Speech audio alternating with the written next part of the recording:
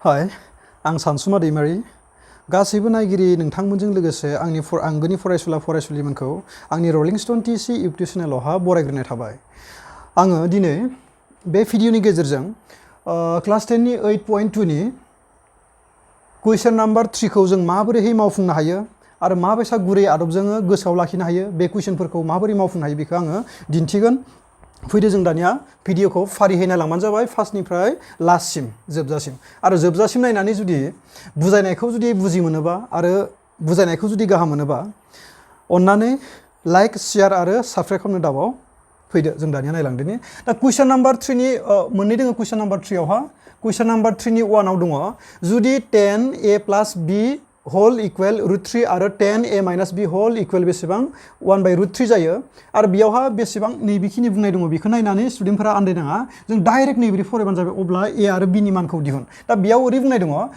a आरो जायनिखि a आरो b आ बेयाव मा फोरमायदों खना फोरमायदों टु एंगल्स। दा a आरो b नि जायनिखि एंगल्स एबा जाय खनानि मान बे मोननैनि दाजाबगासेया 0 डिग्रीनिख्रुइ सानफ्रोमबो गेदेर जाखागोन होनना बुंदो आरो 90 जों समानबो जानो हागौ आरो बिनिख्रुइ मा जानो हागौ फिसा जानो हागौ 90 निख्रुइ गेदेर जानो मोना समान जानो हागौ आरो नङाबा मा जानो हागौ 90 निख्रुइ फिसा। दा बेयावहा बुंदों ओमफ्राय a खनाया a एंगला b निख्रुइ माने गेदेरसिन। दानिया फैदो नैबोरै खालाम।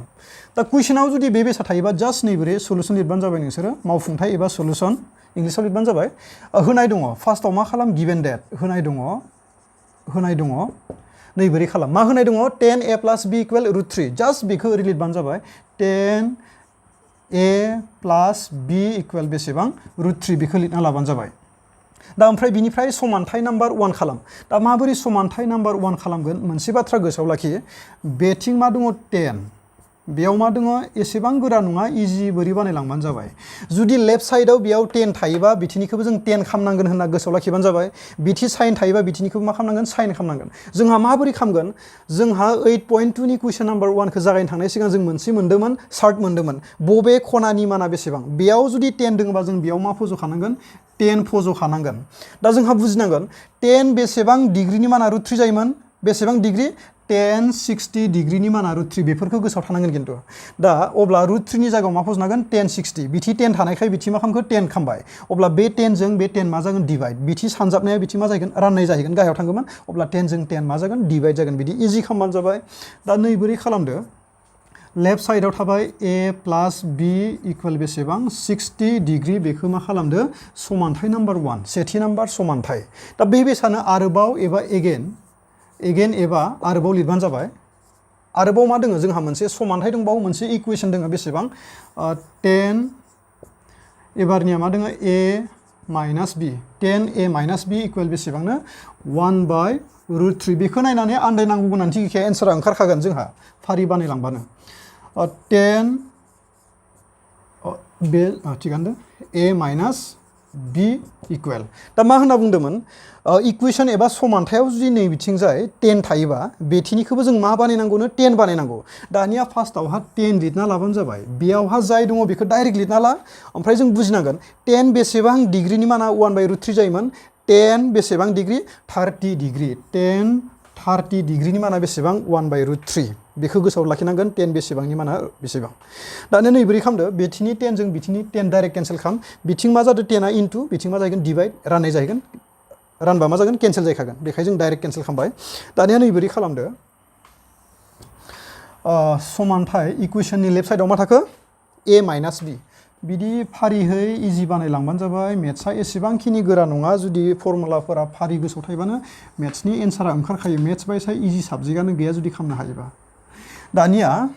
जों जायनिखि समानथाय नाम्बार 1 आरो समानथाय नाम्बार 2 मोनबायना बेखौ मा खालाम प्लास खालामबाबो एन्सारा कारेक्टआनो जाहैगोन माइनास खालामबाबो एन्सारा कारेक्टआनो जागोन। साप'ज आं नोंसोर बुजिनो थाखाय माइनास खालामना होबाय दे माइनासखौ जों माबोरै खालामनांगौ देयारफर इकुवेशन नाम्बार 1 माइनास मा खालाम इकुवेशन नाम्बार 2 माइनास खालामबानो जाबाय। बबेखौ इकुवेशन नाम्बार 1 निफ्राय इकुवेशन नाम्बार 2 खौ माइनास खालाम समानथाय नाम्बार 1 निफ्राय समानथाय नाम्बार 2 खौ माइनास खालाम। दा मोनसे बाथ्रा गोसोआव लाखि समानथायनिफ्राय जुदि गुबुन मोनसे समानथाय इकुवेशननिफ्राय जुदि इकुवेशनखौ माइनास खालामबा मा जागोन 1 निफ्राय 2 माइनास खालामबाय नालाय दा 1 नि आगसि फारसे मा दङ a + b 1 - 2 खालामदो नालाय दा 1 - 2 माने 1 नि लेफ्ट साइडआव मा दङ बे -2 2 नि लेफ्ट साइडआव मा दङ a - b खिन्थु मोनसे बाथ्रा गोसोआव लाखि बबेबा मोननैनि मानखौ माइनास खालामनायाव बे माइनास बे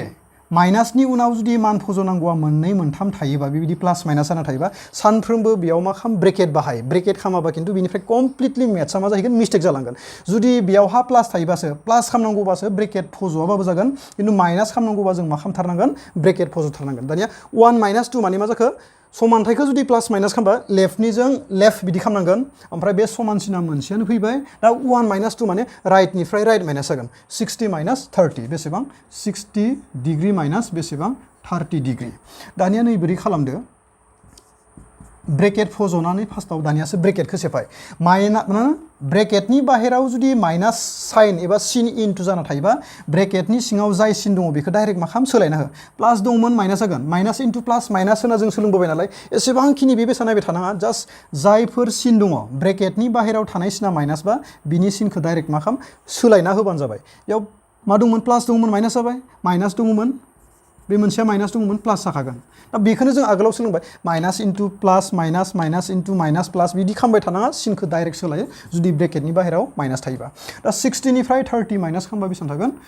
30 डिग्री जागोन दानिया नै बोरै खालामदो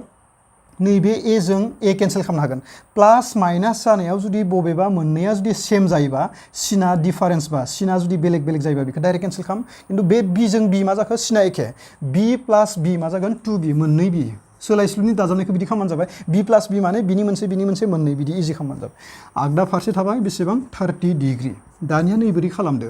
बिथिं बी थाबाय सोलायस्लुजों मायबा मोनसे अनजिमा जुदि नांजाबना थायोबा मा होनना फोरमायना बुंनाय इनटु एबा सानजाब फोरमायगोन दानिया समानथायाव जुदि आगसिनि सानजाबनायखौ समानसिनि डाइरेक्ट बारहोबा मा जाहैनो राननाय जाहैगोन आगदा फारसे मा दंमोन 30 इलाय बे 30खौ नैबे 2आ मा जाहैगोन रानहैबाय एबा डिभाइड जाहैबाय देयरफर बिनि मानखौ बेसेबां मोनखो बिनि मानखो 30खौ 2 जों डिभाइड खालामबा 30आ 2 जों डिभाइड खालामबा बेसेबां जागोन 15 रानबाला दानिया मा खालामदो बिनि मानखौ मोनखांनानै समानथाय नाम्बार 1 नङाबा समानथाय नाम्बार 2 आव फज'बानो जाबाय जिकुनु मोनसेयाव फज' जिकुनु मोनसे इकुवेशनाव एबा समानथायाव फज'बाबो एन्सारा ए नि माना एखेयानो जाहैगोन दा जोङो साप'ज 1 नाम्बारावनो फज'बाय दे दा ओरै लिरबानो जाबाय बिनि उनाव ओरै लिरबानो जाबाय देयरफर बी इकुवेल बेसेबां मोनखो जोङो बिनि मानखौ बेसेबां मोनखो 15 डिग्री 15 डिग्रीखौ बी इकुवेल बेसेबां 15 डिग्रीखौ जों बहा फज'गोन 1 समानथाय 1 आव फज'नानै दा इंलिश मिडियाम आरो लिरबानो जाबाय therefore putting B equal 15 degree in equation number 1 होनना लिरबानो जाबाय दानिया जाय समानथायाव फज'गोन बे समानथायखौ जोङो फारिहै लिरना लाबानो जाबाय फार्स्टआव जुदि गोनो गोथो मोनोबा बबे समानथायाव जों फज'ना मायदों सेथि नाम्बार समानथायाव जाय समानथायाव फज'गोन बेखौ लिरना ला जुदि स्टुडेन्टफोरा आन्दायाबाथ' जों डाइरेक्ट फज'नो हागोन दा समानथाय इकुवेशन नाम्बार 1 आव मा दङ ए प्लास बी इकुवेल बेसेबां 60 डिग्री जों फार्स्टआवहा बेखौ लिरना लाबाय दा ए प्लास बी बिनि मानखौ जों बेसेबां फज'ना मायदोनो 15 डिग्री दा नैबे बिनि जायगायावहा 15 डिग्री फज'दो आगदाथिं बेसेबां 60 डिग्री दानिया नैबोरै खालामदो ए मानो जाय सोलायस्लुनि मानखौ जोङो दिहुनना मायदों बेखौ जायथिं दङ बिथिं लाखि गुबुन अनजिमाफोरखौ बेलेग साइडआव बास्लायहोबानो जाबाय समानसिनि गुबुन फारसे दा आगदाथिं 60 दंखायो नैबे प्लासआ समानसिनि बारहोबा मा जायो माइनास जायो 15 डिग्री प्लासआ माइनास जायो माइनासआ प्लास बिदि सोलायो आरोना समानथायाव जुदि गुबुन मोनसे साइडआव बारहोबा 60 निफ्राय 15 डिग्री माइनास खालामबा बेसेबां जागोन 45 डिग्री दा बेयाव बुंनाय बेसा गोरोबबाय ए नि माना 45 बी नि माना बेसेबां 15 एलाय ए नि माना बिनिख्रुइ गेदेर जाबाय 45 आरो मोनसेया बेसेबां 15 दानिया फैदो जोङो 3 नि कुइसन नाम्बार 2 3 नि बेसेबां 2 नाम्बार जोंहा 3 नि 2 आवहा नै बोरै दङ जुदि sin x plus y equal 1 आरो cos x minus y equal बेसेबां √3/2 दहायनि बेसाद बुंबाय x नि जायनोखि x खना x आ मा फोरमायदों खना दा बै x नि माना y निख्रुइ माने देरसिन होनना बुंनाय दङ दहायनि बेसा एखेयानो 0 डिग्रीनिख्रुइ x प्लस y आ सानफ्रोमबो देरसिन जानांगोन आरो 90 जों समान जानो हागौ बे मोननैनि दाजाब गासैया आरो 90 निख्रुइ मा जानो हागौनो फिसा जानो हागौ अब्ला x आरो y नि मानखौ दिहुन होनना बुंदो x आरो y आ मा खना फोरमायदों दानिया दहायनि बायदि एखे खालाम फार्स्टआव मा खालामदो सलुसन एबा मावफुंथाय लिरबानो जाबाय दानिया जाय होनाय दङ फार्स्टआव बेखौ मा खालाम गिभेन डेट एबा होनाय दं होनना लिरबानो जाबाय गिभेन डेट एबा होनाय दङ दा मा होनाय दङ जाय ब्रेकेट मोननै इकुवेशन होनाय दङ ब्रेकेटाव मा दङ x प्लस y इकुवेल बेसेबां बे बेसा जायनोखि इकुवेशन मोननै होनाय दङ फार्स्टआव बेखौ लिरनानै समानथाय 1 आरो 2 बानाय होमबानियानो ओंखारगोन दा मा बुंदोंमोन आं sin cos 10 जिखि थाया मानो बेथिं साइन थायोबा बिथिंनिखौ मा खालामखानांगोन साइन बिदि खालामखानांगोन दा खिन्थु मोनसे बाथ्रा गोसोआव लाखिनांगोन होनना बुंदोंमोन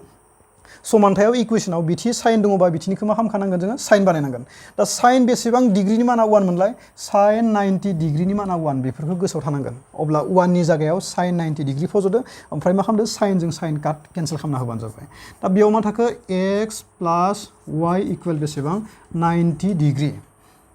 अब्ला बेखौ सेथि नम्बर समानथाय हमबाय समानथायखौ जोङो ए बि होननाबो हमनो हागोन एक्स वाइ होनना हमनो हागोन एल एम गोसोबायदि हमनो हागोन एगेन आरोबाव एन नाबो लिरनो हागोन नङाबा आरोबाव एगेन नाबो लिरनो हागोन दा मा दोङो cos cos मा दोङो x माइनास y इकुवेल बेसेबांनो √3/2 आं बुंखादों बे समानथायाव बेयाव cos थाया मानो साइन थाया मानो जिखि थाया मानो दा बेखौ फार्स्टआव लिरना ला किन्तु मा होनना बुंदोंमोन बिथिं cos दोङोबा बिथिंनिखौबो जोङो cos लिरना होबानो जाबाय किन्तु खनानि मानखौ मा होनना बुंदोंमोनलाय गोसोआव थायोबासो जों बेबायसा लिरनो हागोन दा बेयाव cos थानायखाय जों बिथिं मा लिरखो cos लिरबाय दा cos बेसेबां डिग्रीनि माना √3/2 जायोमोन cos 30 डिग्रीनि माना दि √3/2 जायो बेखौ जों गोसोआव थानांगोन दानिया नैबोरै खालामदो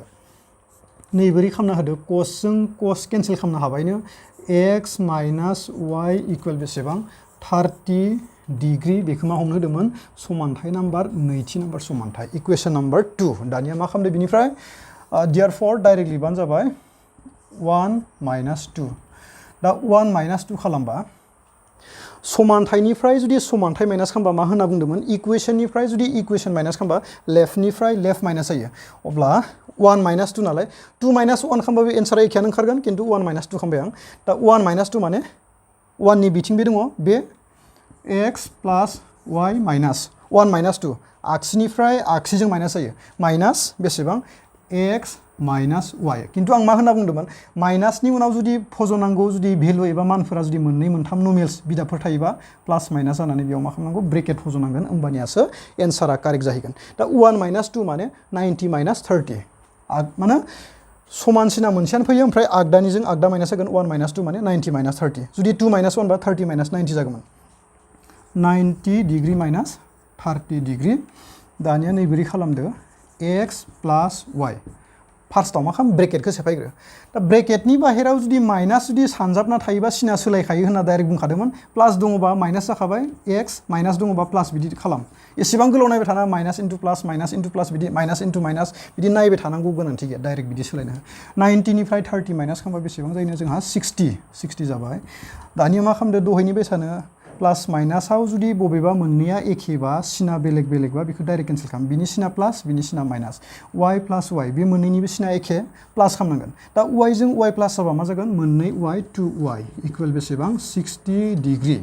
दानिया नैबोरै खालामदो y इकुवेल 60 डिग्री नैबे 2आ y जों मा जादों सानजाबना दङ सानजाबा समानसिननि बारहोबा मा जाहैनो राननाय डिभाइड आरो बै डिभाइडआनो बिथिं मालाबा मा खालामनो हागौ माखासे मेथ्सआव जों उल्टा बाल्टा लाबोनांगौ जानो हागौ बे राननायानो जुदि समानसिननि उल्टा लाबोबा बिनि इन्टु जाफैफिनो एखे y इकुवेल बेयाव डाइरेक्ट जों देयरफॉर लिरबाय दे y नि मानखौ मोनखाबाय नालाय 60 खौ 2 जों डिभाइड खालामबा 60 आ 2 जों डिभाइड खालामजाबा बेसेबां जागोन 30 डिग्री दा y नि मानखौ मोनबाय y नि मानखौ मोनबायबा y नि मानखौ सेथि नङाबा नैथि नाम्बार समानथायाव फज'बानो मा मोनगोन x नि मान जों बहा फज'नोसै 1 आवनो फज'नोसै दे देयरफॉर y नि मानखौ बेसेबां मोनखो 30 डिग्री y नि माना 30 जाबाय y इकुवेल 30 खौ बहा फज'गोन 1 आव फज'बाय दे सेथि नाम्बार समानथायाव 1 आव फज'नानै लिरबानो जाबाय 1 माने सेथि नाम्बार समानथाय फोरमायबाय आरो ना दा इंलिसाव लिरबानो जाबाय therefore putting y equal 30 degree in equation number 1 होनना लिरबानो जाबाय दा जाय समानथायाव फज'गोन जाय स्टुडेन्टफोरा आन्दायगोन ना बेखौ मा खालाम जाय समानथायाव फज'गोन जाय इकुवेशनाव पुट खालामनो थांदों बे इकुवेशनखौ जों मा खालाम खनसे एखे लिरना ला होमबानिया मालाबाबो जोङो मिस्टेक जानाय नङा मेथ्स खालामनायावहा बांद्राय सर्टकाट माने सर्टकाट जुदि मेथडजों थांबाबो मालाबा जोंहा थालांनायाव मार्क लस जागोन दा x प्लास y माने बेसेबां फज'ना नायदोंमोन जोङो 30 बिदि फज'ना होबानो जाबाय बिदि 90 डिग्री दानिया x प्लासआ मा जाहैगोन माइनास 90 डिग्री माइनास बेसेबां 30 डिग्री देयरफॉर x इकुवेल बेसेबां 90 निफ्राय 30 माइनास खालामबा 60 डिग्री दानिया बेनो एन्सार 2 नाम्बारनि 3 नि 2 नि आसा खालामबाय गासैबो फरायसुला फरायसुलिमोना बुजि मोनबाय आरो